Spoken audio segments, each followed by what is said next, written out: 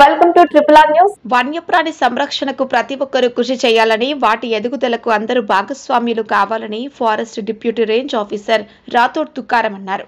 అటవీ సంపద బాగా ఉన్నప్పుడే జీవజాతి మనుగడ పురోగతి సాధ్యమవుతుందని ఆయన కోరారు. నిజామాబాద్ జిల్లా దర్పల్లి మండలం ననంబండ తాండా ప్రభుత్వ పాఠశాలలో వన్యప్రాణి సంరక్షణపై Nizamabad forest deputy range officer Rathod Tukaram ఆధ్వర్యంలో అవగాహన కార్యక్రమం నిర్వహించారు. సందర్భంగా ఆయన మాట్లాడుతూ వన్యప్రాణి సంరక్షణకు ప్రతి ఒక్కరూ కృషి చేయాలని, వన్యప్రాణులకు హాని కలగకుండా అటవీని సంరక్షించుకోవాలని ఆయన సూచించారు. జీవజాతి మనుగడకు వన్యప్రాణుల ఆవశ్యకత ప్రాముఖ్యతమైనదని, అటవీ సంరక్షణ కోసం అందరూ భాగస్వామ్యులు కావాలని ఆయన కోరారు.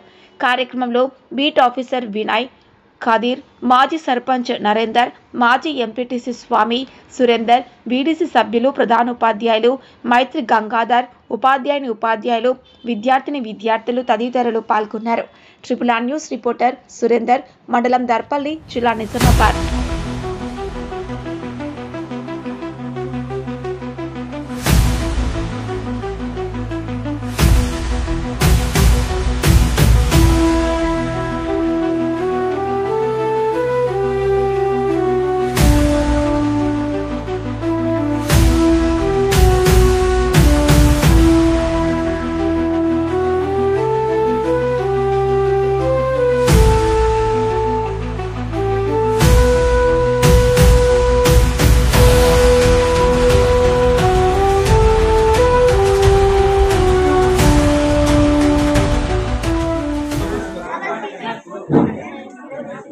చూసారా, కింది నుంచి పైకి వెళ్ళాలి మనం. ఇది ఫారెస్ట్ బీట్ ఆఫీసర్ అన్నట్టు, అర్థమైందా? పిల్లలు కనిపిస్తుందా అందరికి? ఫారెస్ట్ బీట్ ఆఫీసర్ అంటే దీనికి ఇంటర్ వరకు చదివితే చాలు, ఇంటర్మీడియట్ దాకా చదివితే చాలు. ఇంటర్ అంటే తెలుసా? 10+2 12వ తరగతి క్వాలిఫికేషన్. మీరు ఇప్పటి నుంచి మంచిగా చదువుకుంటే మీరు ఇది కొట్టచ్చు. ఫస్ట్ స్టార్టింగ్ ఇంటర్ తర్వాత ఇది, తర్వాత ఎఫ్ఎస్ఓ సెక్షన్ ఆఫీసర్ అన్నట్టు, ఫారెస్ట్ సెక్షన్ ఆఫీసర్. ఇది చూసిరా, సెక్షన్ ఆఫీసర్ అంటే డిగ్రీ ఉండాలి మనకు, అర్థమైందా?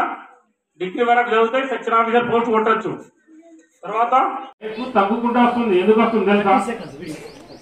ఇది 100 ఉన్నప్పుడు ఇది 100 to 120 ఉండే కదా, అప్పుడు అడవుల శాతం 40% ఉండే, అర్థమైందా? అడుగుల శాతం 40 ఉండేప్పుడు ఇది 100 to ఇది 80 to 100 ఉన్నప్పుడు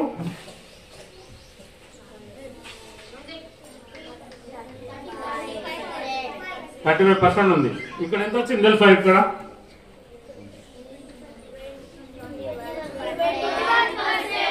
ఎంత తగ్గింది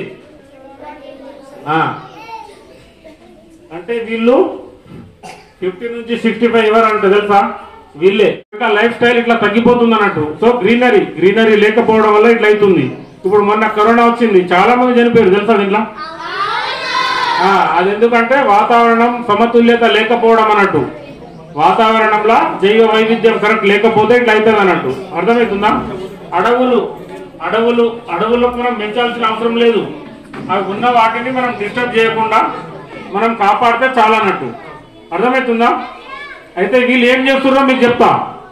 పిల్లలు